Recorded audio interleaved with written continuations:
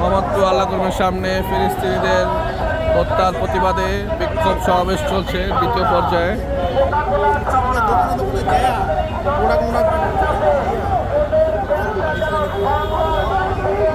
সব জায়গায় এখন প্রতিবাদ সমাবেশ চলছে।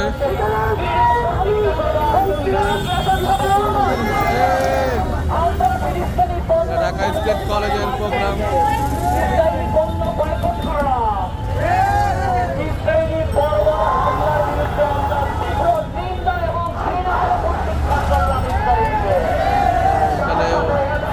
আলহাজ মকবুল হোসেন কলেজের ছাত্রছাত্রীরা আছেন।